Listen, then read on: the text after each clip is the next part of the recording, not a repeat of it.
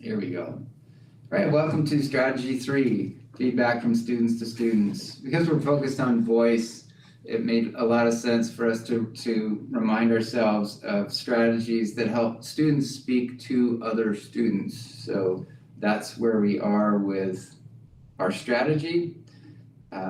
You are next on slide 39. So before we get into kind of using the specific tech tools, we also we're speaking about how it's really important to teach our students, not just like, hey, here's this tool, talk to each other, but like, what is feedback? And when I give feedback, how do I do it? Like, we have to be so specific with our students of what that means, what that looks like. So we have a couple resources here. The first one's the SPARK model. Is a helpful tool to teach students to provide peer feedback. So being specific, prescriptive, actionable, referenced, and kind. And in the very bottom of the screen, we have of this deck, there are two links there. Those are just resources. One is just like a poster for primary. I'm not sure. Marie, what grade do you teach? I do GT for 1st through 5th. Okay, perfect. So you have the whole gamut there. So just being really specific, so they understand like, okay, when I'm giving feedback, what am I doing? So I'm being kind, specific, helpful. I just kind of summarize it in that first template in the bottom there. And the second one is provide sentence stems. So I'm just gonna click that just to share that briefly of what that resource is. So if you want to use this, great. If you don't, that's fine too. But this is just another resource too. When students are giving feedback, you give them the sentence stems to help them think through how to do that, where to start from. So if I'm being kind, what types of things would I say when I'm giving kind feedback? So 3 options there. And then with specific, what does specific mean? And how would I be specific when in my sentence? And so 3 ways to start. And the last one's helpful. Like, is this actually helpful to help whoever you're giving the feedback to make change or make it better or improve on their work? And then so 3 sentence stems for students there. So that's just a resource that goes along with providing feedback for students. Matthew will later on speak about a lesson too that called Austin's Butterfly. That is also another great resource and just a modeled lesson to show how to teach students how to give each other peer feedback and what that looks like. So that is the SPARK model. You're on the next one too. Yep. The next piece is our connection to the CRE mindset. So that's a big thing with our whole modules, is how we're connecting technology to cultural responsive teaching. And we do a lot of our grounding with Soretta Hammond's book. And mainly she's talking about how students just need to talk. Students need to talk to be in charge of their learning, to make those connections. And create that in your classroom. And peer-to-peer feedback is a great way to have that happen, as well as teaching them ways to have conversations that a lot of adults don't know how to do now too, right? Like, if they disagree, how do you communicate that effectively? And how do you also give feedback in a way to help others improve within a kind way, like we spoke about in the last slide deck. Yeah, so there are 2 ways to go through this PL. You can either do this with us. We will be here to guide you through the process, or you can work independently. If you are working independently, you'll want to make sure that you're using the resources available to you on the additional slides below. In addition, we'd ask that you read the article, the Edutopia article that's listed there, and there are 2 videos that I think are really worth watching. I'm gonna play, we're gonna play just a little bit of creating a culture of revision. So let us get that going here.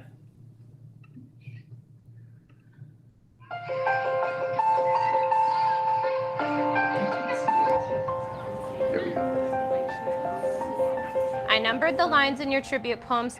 When somebody's giving you feedback, they can name the specific line number. I like stanza 1 because it has really strong figurative language. Because our students participate in critique protocol, they have the opportunity to really understand what quality looks like and to define for themselves their expectations for achieving it.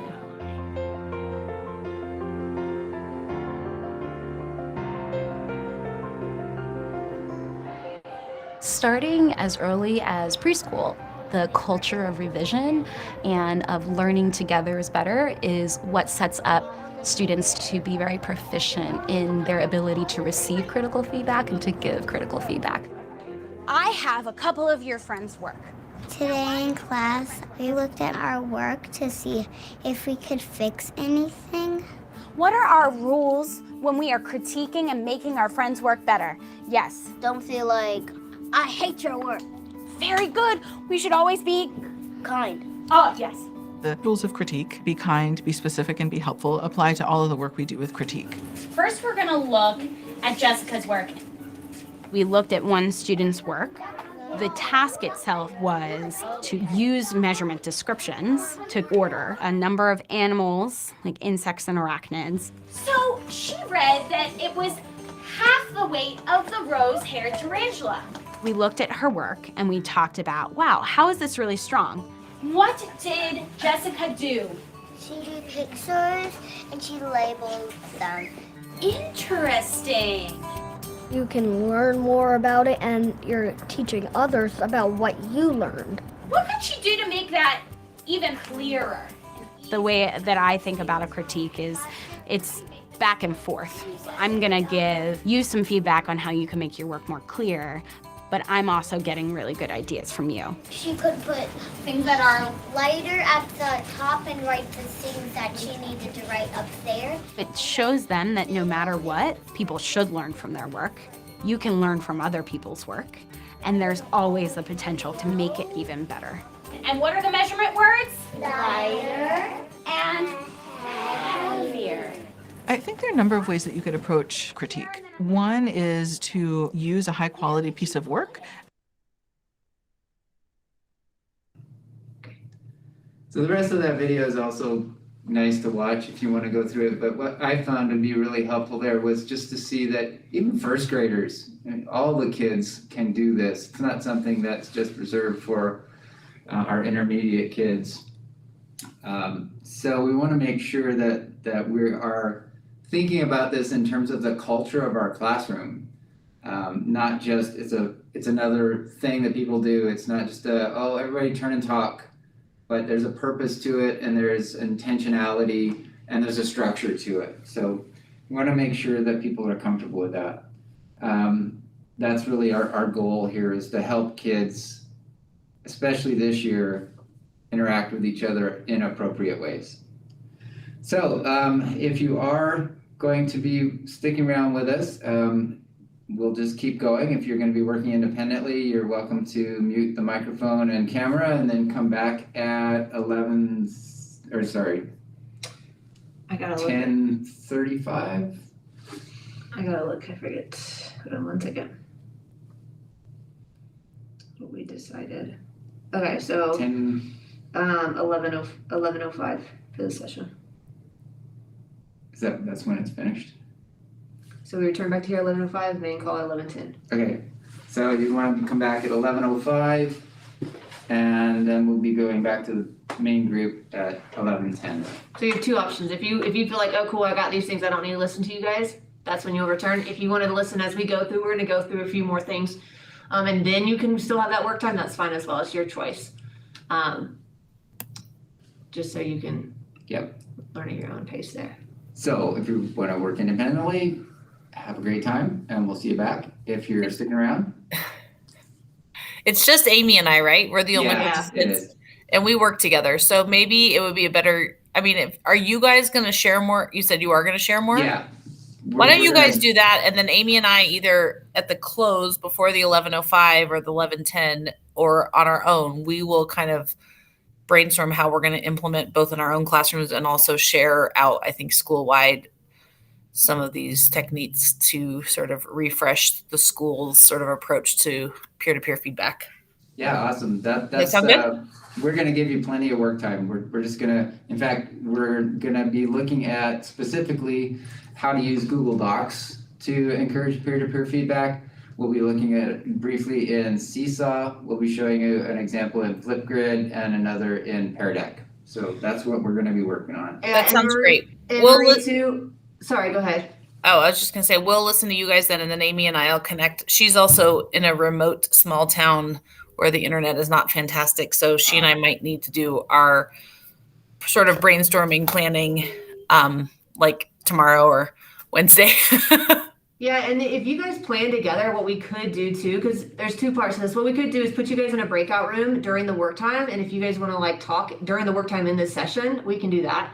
And the other, this is their breakout since they're the only ones. that's true. The only one's here. Just talk in the session. That's fine. And Matthew and I will just be quiet, and it'd be your time. We just might call each other on our phone because of her internet thing. Yeah, that's fair. And then the other piece too is I think it'll be helpful just to come back to share, because we also use these sessions for asynchronous. So it's really helpful to hear other teachers' ideas.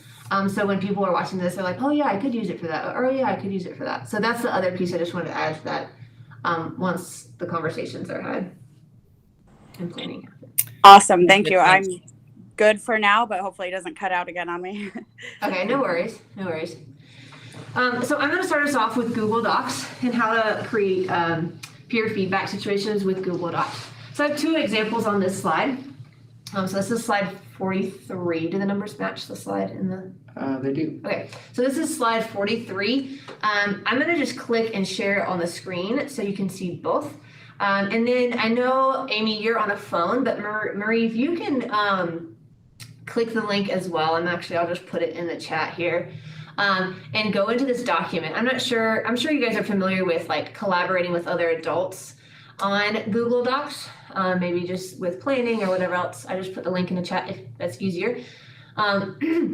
But in this doc is just directions on how students would go about doing peer feedback with Google Docs. So they click the shared button in the top right corner, and then they click choose to share with whoever. So you as a teacher might say, you might have pre-made groups that you're saying, okay, Marie, you're sharing with Amy today. So when you get done creating your writing template on whatever, make sure you type in Amy's name, or maybe you give them a sheet, right? And they type that in to share it with, and then they choose the commenter option for them to then work with. From there, they have two options when they're giving each other feedback. And this is kind of why I wanted you in the doc. And I don't know, Matthew, if you want to hop in as well. But so for students to give peer-to-peer feedback, they can either comment. So you put a comment and it comes on the side. And I have a screenshot here, and I'll show you that in a second. Or they can start just editing the text itself. And it won't edit it on like the owner's end, but it will show it as a suggestion. So I'm going to walk through both of those. And I have just a couple examples. Oh, I'm not even sharing this screen. I'm sharing the wrong tab. Sorry. Didn't realize I wasn't sharing that tab. So let me back up. So here's the directions. And then this is to add a comment. And the second one is suggestion. And here's the difference between the two. But I'm going to have you actually work through it here. So Matthew already went in the doc. And he just did a suggestion. So he just started typing in the Google Doc. You can see how on my screen it's purple and it has a line. And then automatically this pops up on the side. And it says replace the only with a few. So he typed in a few, and Google automatically told me that suggestion is here. And me, as the original owner of this document, so the student, whoever's getting this feedback, can say, oh, great, and I can go in there and change it and make it what I want, or I can just disregard it and it goes back to what I wanted before. Like, oh, I don't need that feedback. So I go back and it doesn't change. I just X out that comment.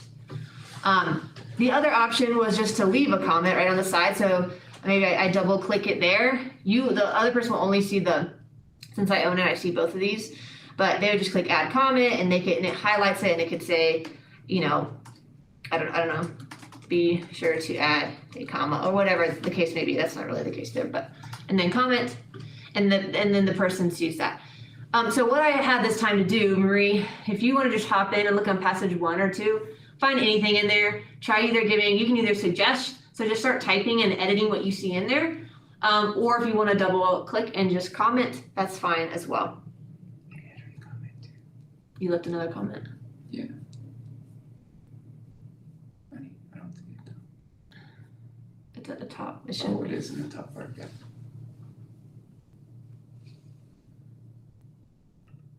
Oh, right there. It shows that. Let's go to the chat.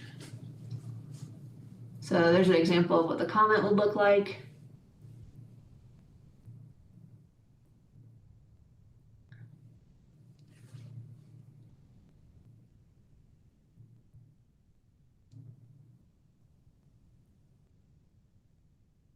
Perfect.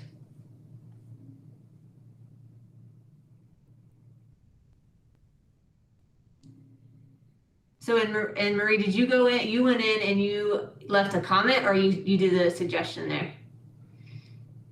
That looks like a comment to me, what it says, yeah.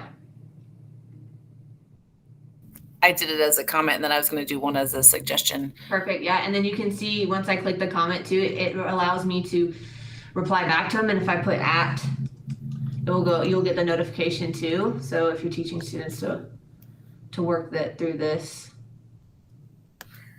There you go. There she is. And then I could comment back to you about the feedback. And then you can see too, we're down here, you put need, it just edits it in the doc. And then I have the option as the owner to then say, yes, like that feedback I'll keep, or no, I won't. And you can do feedback that way. Either way. Can you share again, Brittany, which icon is the suggestion versus the comment? Okay, so when you're editing, you can just go in and suggest. So just go ahead and type and correct something or type something. It's going to show up in my document as a suggestion. Okay. Yep, good question. Because for me, I actually see two icons. I'll see a suggestion icon, but if you just go in and just start editing, yep, see how, I don't know if if you're in the document or my screen, but in my screen, it's just the line through it and you can see how to automatically suggest it. Okay. And then I have in control on my end to decide, okay, yes, I do want that, or no, I don't want that. So on the side, this is where I can go through and accept it or not. This is automatic if the student is sharing this with another student in comment mode, as not as an editor, but as a commenter. Yeah, that's why that part is important, where it says to share and have them do the drop down to do commenter, because if in their editor, they actually will change their peers' work by going in there and doing it. A viewer, they can't do anything, right? But then the commenter, they can go in and just start editing it, and then it shows up as a suggestion for the person. I love that. I feel like that's a little bit of a newer feature from, 7 years ago when we all kind of started using Google Docs. I want to make sure teachers know about that. I also feel like it's a little bit more of a cognitive lift for kids to give. If they're editing and revising in that way, I feel like there's a little bit more investment in what they're, what the feedback that they're giving versus making a comment. Yeah. It takes a step out of the process, right? Just going right in and doing it. You can also, there's this little pencil in the top right corner where you can then switch between editing and suggesting. So that's the other thing. But the easiest way is just to go in the document and start editing or suggesting. Yeah. No, I meant more about the suggesting is the kids have gotten really good at using the comment feature for feedback, and sort of, they started off with this very, kind, helpful, specific feedback, but they've found ways to sort of leave comments that are a little bit they're getting a little lazy with their feedback mechanism through the comment feature. They've figured out ways to just sort of be fix this to this without actually engaging in it more specifically, I guess. So that's I think that's a great point, because that whole, in the beginning, we're talking about how students need to be specific with their feedback, and this kind of forces them to be specific, because you have to choose where in the text they're making it. So really, and they were originally, like I said, years ago, but I feel like they've learned how to do this stuff, and so now they're learning little shortcuts themselves, and it's becoming a little watered down for them. So this is a great way to bring it back up. For sure. So that is one piece. The other part of the Google Docs I was going to share with you is I created this other peer feedback template to incorporate an aspect of the voice typing feature in Google Docs. So it's going to have a forced copy if you click the link on the slide deck. And yes, good. You're just looking at this tab. I will put that in there as well. Give me 1 second.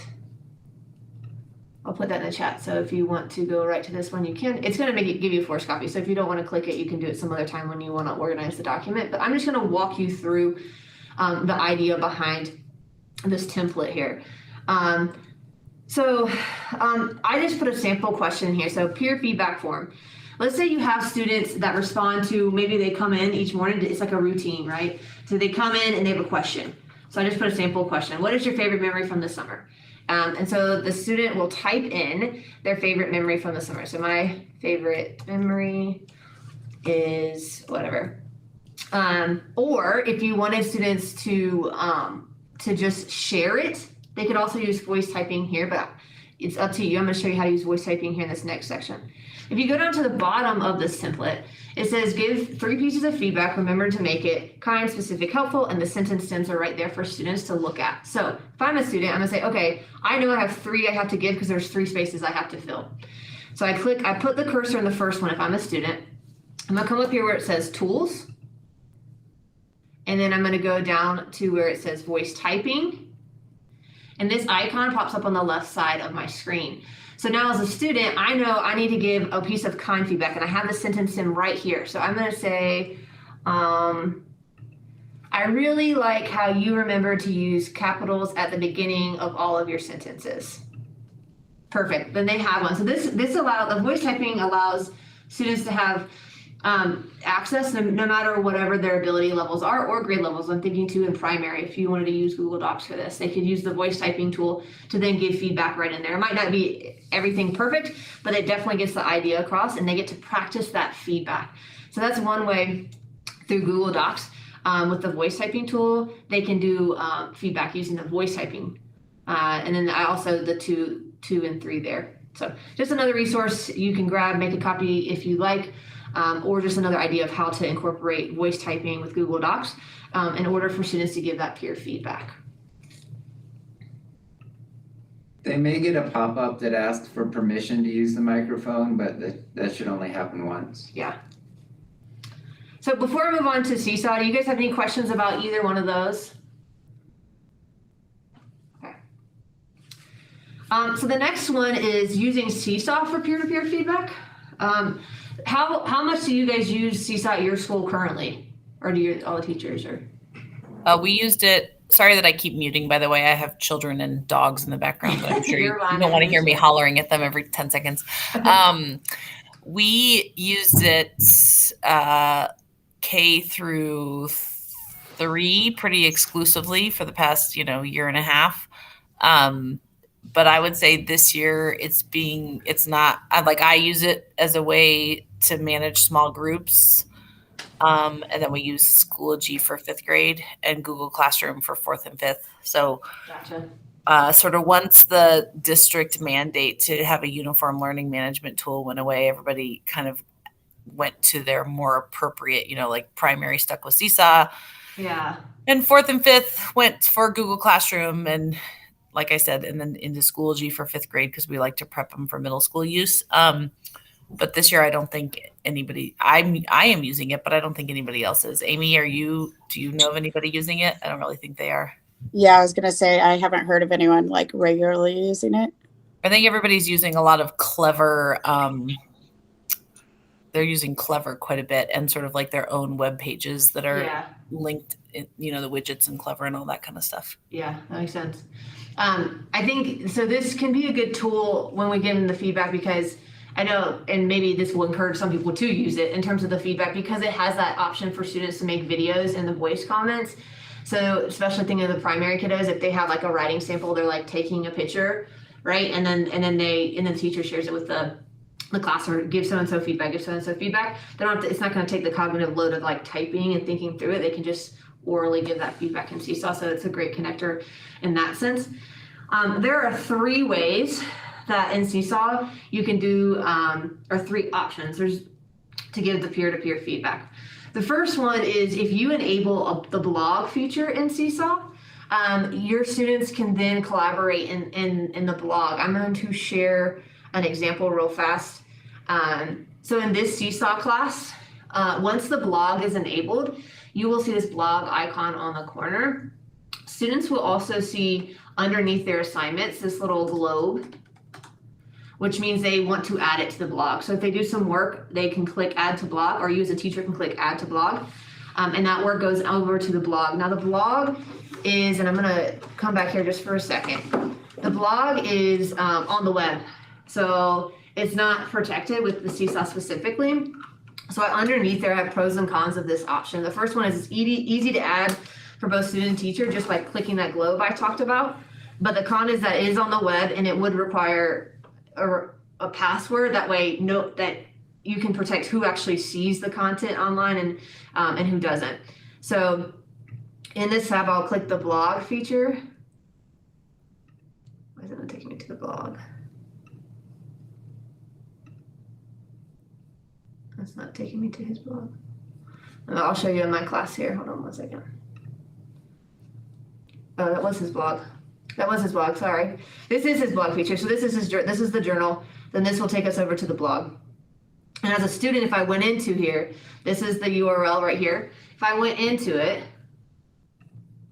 so let's just copy that and put it in the, it's gonna prompt for me to put in a password. So to get into the blog, I have to put in the password, and this is actually not mine, so I'm not even sure. Yeah. So that way, if you do use the blog feature, then you can protect it with that password to know who's seeing the student work and the student comments. But from there, you can have students share content on there, and then they can leave the voice comments underneath here just by clicking comment and collaborate and give feedback that way. So that's one option in Seesaw. The second option is for students to just collaborate directly inside of Seesaw. So that would be in your class settings. If you went into your class settings and had students can see each other's work and then new work, I would highly suggest to have new items require approval as well, because then you can see what other students can see before they see it. So if it's something inappropriate, you can, kind of put a filter on that before it goes out to the whole Seesaw class. Pros is seamless. It prompts collaboration among students, so automatically. Cons is a lot of work to monitor to comment approval. So if you have the settings, your students can comment whenever and on each other's work. So your notifications in Seesaw, if anybody came out of the pandemic time of like having 700 notifications from students to like review that work, it can be really overwhelming. So that was the con of that. To do that, what you would do is, like I said, you'd go in the settings here, and then you would go into right here where students can see each other's work. It's just a toggle bar. So toggle on and off. Okay, and then the new required new. So that's another way for students to collaborate inside of Seesaw. I have an example that I took, I had a teammate of mine take a screencastify of her classroom of how students do it. So here's a student example of how they collaborated within Seesaw. And let me, hold on, I gotta turn on the slide presenter audio. Bait, fate, gate. The A words are mate, fate, made, fade, grade, and wade. The aim words are came, game, name, and same. Ewy, that's the best book I ever saw. That's cute. Yeah, it's always I can't remember from last year. I like to, like when I was using this for something like Math Olympiad, for example, I would want to make it so they couldn't see each other's things. So they were all submitting, A, their own work, and B, original ideas. But then you can make it live later, right? You can turn that on and off. Yes. You can turn that setting on and off. I'm going to show you one other way that can kind of sort of go around that a little bit more. So the third option of collaboration, if you don't have those set on, is going into, I did this a lot in my classroom. Let's say that there was something I wanted students to specifically comment on. Then I can control more of when I'm having to approve the student comments coming in, so that it's not like, I log into my Seesaw and I see like 75 comments I need to approve. I know that I should have 25 comments to approve when I do it this way, because I'm controlling when students are commenting. So I'm going to talk through how to do this here in a second. So you have more control with when feedback happens. And then students can also give feedback via, it's a little bit more. They could get it via video in a little bit longer way, but the con is it's not seamless. So it does take time for you to go in and do this third way of sharing feedback. So I have a screenshot of here what it looks like. Well, essentially what it is if you have your classroom, and I'm going to share this tab. this is my classroom here, and I have a student that submitted the work. It's currently the settings from the second option I showed you where I have, so it'd be students can see each other's work. I have that turned off. So that's turned off right now. However, if I want to have students collaborate on it, what I'm going to do is I'm going to click this one right here. Maybe I want feedback from their peer. So I'm going to click the 3 dots, and I'm going to go up to where it says edit people. And then I can choose who I want to give the feedback. So I'm like, okay, now this sample student, I want for student A to be the one that's giving them feedback. So I will click that, click the green check. Now that student, you can see at the top, there's 2 students that are on that activity. Now that student can go in there and they can give that feedback specifically back to that student. So in this context, I'm controlling who is giving the feedback and which partners are there, as well as when it occurs. So maybe I look at my groups at the end of the week and I say, I want these partners to give feedback. So I go into their writing activity assigned and I tag who they're going to be giving the feedback to. So that is the third way. Another thing, like I was saying earlier, Seesaw is nice because I can do the voice comment feature for the feedback. That saves so much time and cognitive load for our littles a lot of time. So those, cool. Yeah, so those are the 3 options. You guys have any questions about any of those 3?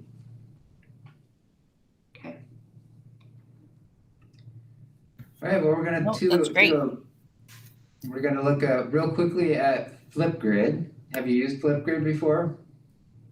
Awesome. So Flipgrid, what I like about it is that it's all about student voice, and it also allows for interaction. It's can be a little confusing because they use some terminology that nobody else really uses.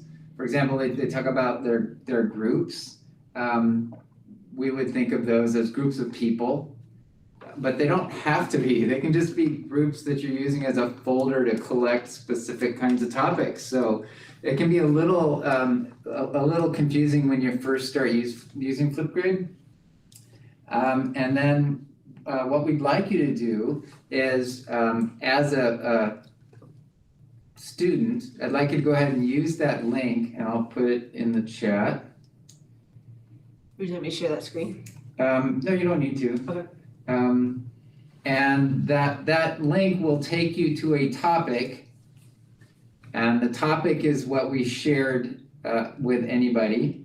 So you should be able to watch this video and then click on add a response to add your own response to this video. It's a 7-second long video, so I'm going to ask you to go ahead and watch the whole video and just add a quick response based on his prompt. Go ahead and take a little time to do that now.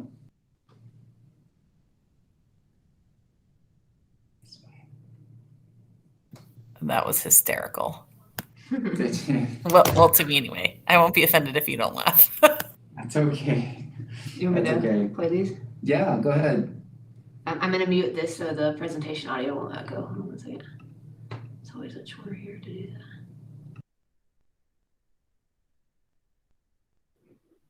I think student voice is important for students to feel valued and a part of their classroom community. Hi guys, I decided to do my little practice participation with Flipgrid here using all the tools and features that I know our lovely children would also implement. So I've got a nice fall background and I have turned my face into a ghost. Anyway, great opportunity to include student voice. I'm thinking specifically for my GT kiddos. I have a lot of kids with great, brilliant ideas, some of them with some choice exceptionalities, both in speech and also in some mental health with some selective mutism. And so Flipgrid and typing both feedback and sharing their perspectives on things is better caught through tools like Flipgrid. So I'll be pulling this in to some book clubs and some different things. Thanks.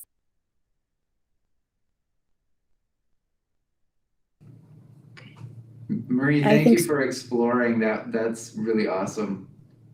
We are now adding a comment to your comment. No, not yet. Hold on. That was it. Just automatically. So Flipgrid will automatically go into. You see how it's like automatically playing the next video. I have to go in there and I need to pause it. That's what's going on. Give me 1 second to do that.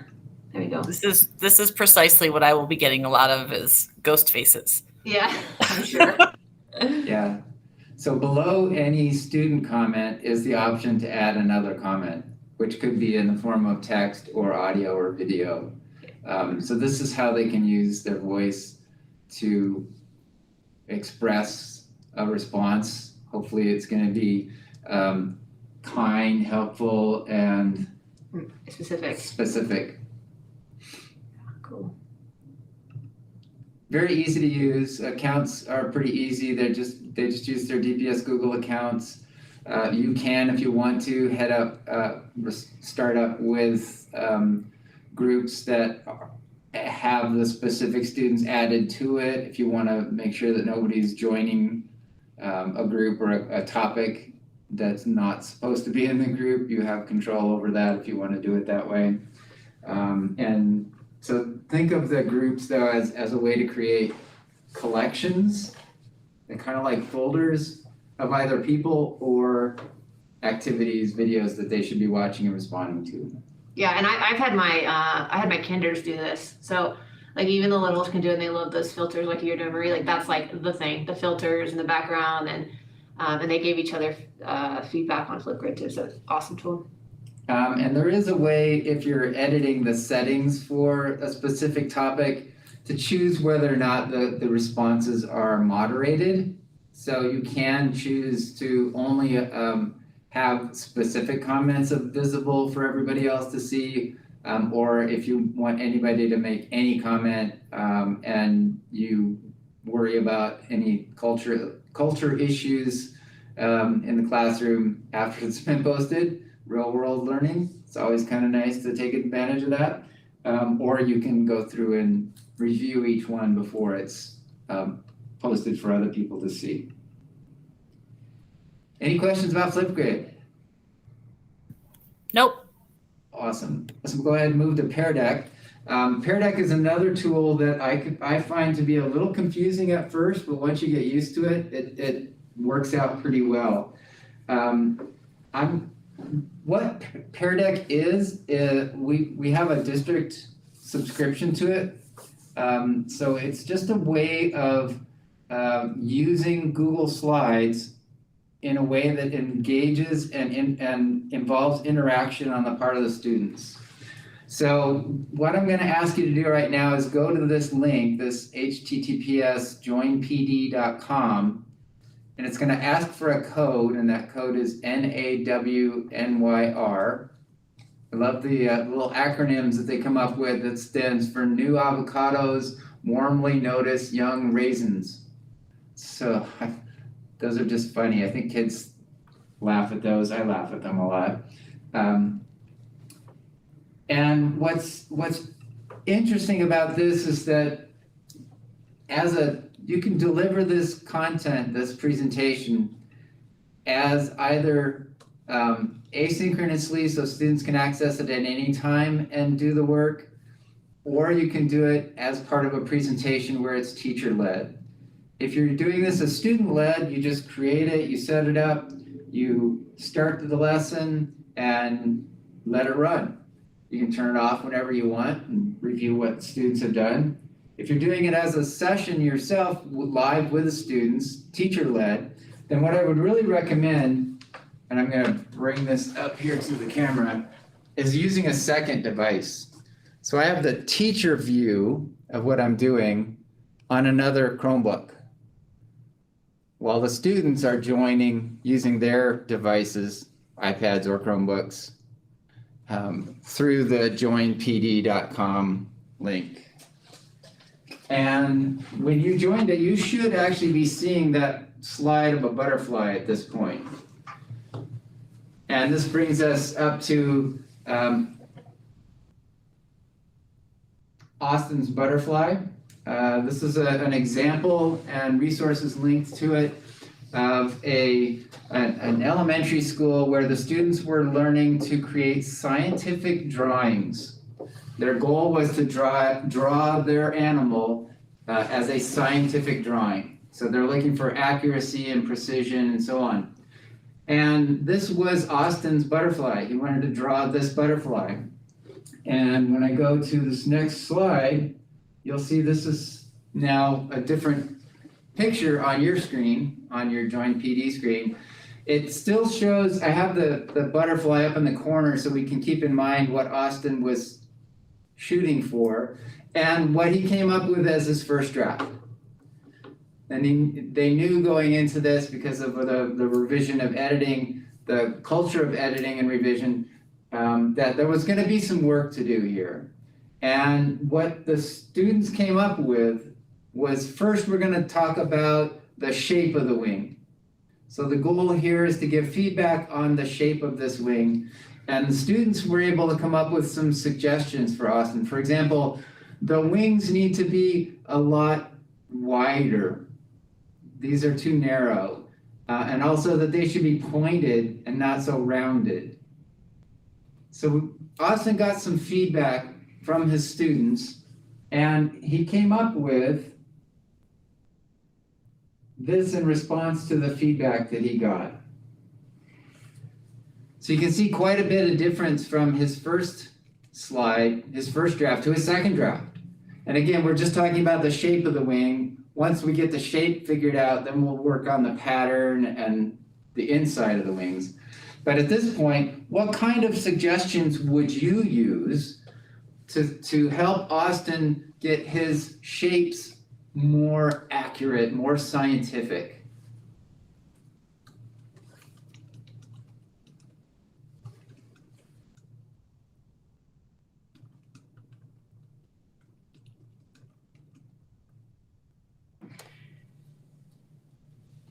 One thing too with Paradax that I used to always do when I first use it, you don't have to press enter. Students don't have to press enter, they just type and it automatically goes in.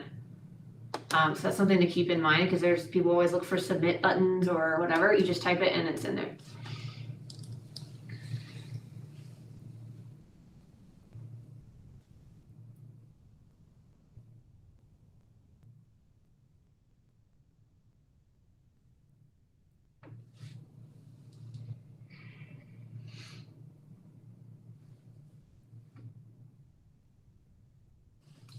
And students could answer a number of times.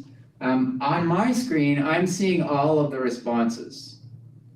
And I notice there's one response in particular that uses one of our key words that we're focusing on. So I'm going to put a star by this response. And now I'm going to share this with the whole class. I have an option down at the bottom to show responses. And all of you should be able to see. Are you guys seeing a response now? You're not. I'm in it too, the same as the participant. Yes, so why do I not see? So that's what you would be sharing on there, on your screen, I think. Yeah. Well, but then they would be seeing everything that I'm seeing. So when I'm not hiding responses, I'm showing responses.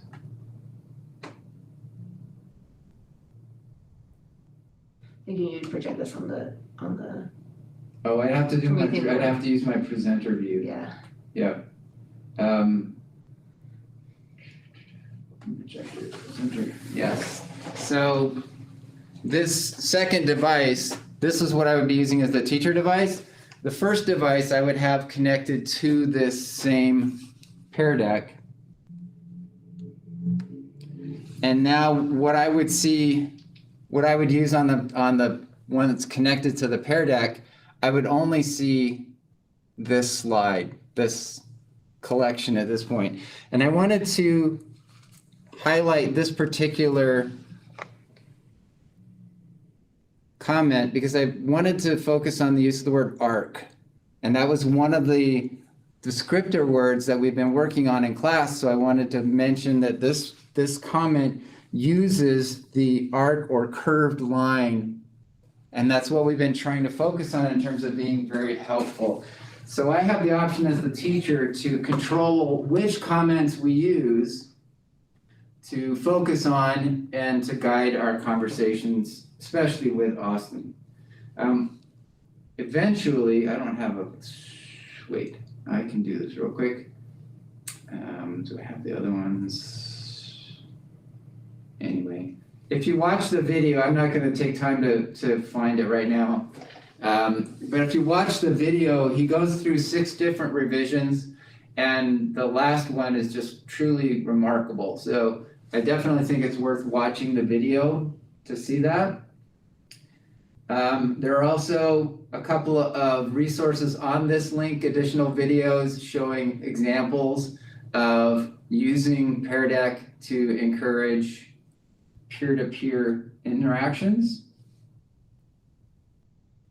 Again, I find Paradax to be very helpful because it engages students. It gives them the opportunity to provide feedback in a way that is very controlled by the teacher to choose which feedback is presented and which is not. But I also find that sometimes it's a little confusing when you're trying to set it up and run it as a teacher. What's really helpful is that second device to make sure that you can do the control pieces, and then on the other device you can present, and that is what everybody's going to be seeing, is what they're also seeing on their screen and what they're interacting with. So yeah, it's super helpful when you're teaching feedback because you can show the type of comments on your screen of everybody's doing, and that slide deck that the Paradax that Matthew created is good when you're teaching feedback. You can just make a copy of that slide deck and then use that to teach how to give feedback. Yeah, if you want to make a copy of this, you're more than welcome to do that. You want to make sure that if you're going to be using Paradax, you may want to reach out to your digital coach and ask about how you get that connected. I'm going to share real quickly just to show you how I did that. We have like 15 minutes for them to work. Yeah, I'm going to have 3 seconds to do this then real quick. So Can we stop sharing my screen? I'm just going to take over here. Okay.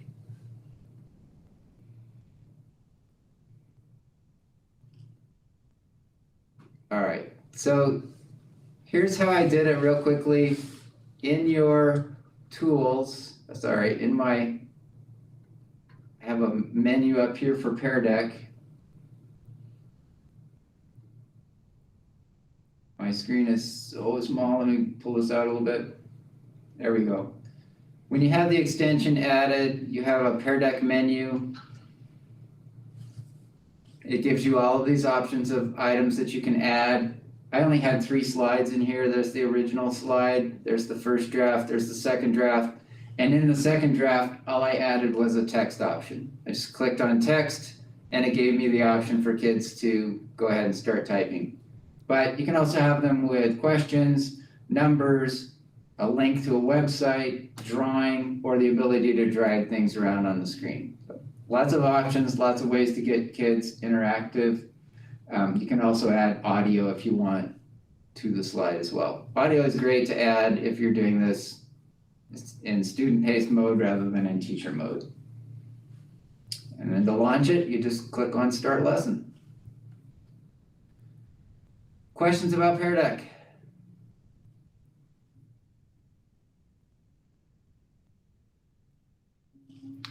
All right, so the next part we're going to be doing today is just to give you some work time. So you have about, it says whole group at 9:25. Yeah, so session 2, your session 2, so 11:05. So you have about 10 minutes just to kind of explore the different tools, go through the slide deck, think about different ways. Oh, I'm sorry, this was you. Think about different ways. This was his slide, I took over. Different ways that you guys can use this in your classroom. If you want to create a quick feedback template right now, make a copy of one you saw in our examples. This is your work time, so about 10 minutes, and then we're going to come back and just kind of share thoughts on what we are able to think of. Awesome. Do you want to stick Amy and I in a breakout room? You can just use this, since you guys are the only 2. I thought about that originally, but you're the only 2 in here, so I mean, it'd be silly. So go ahead. We'll turn off our cameras. We'll go on mute, and this is your space. Yeah, we're just going to pause our recording. All right. That sounds good. I guess that does make sense. Thanks.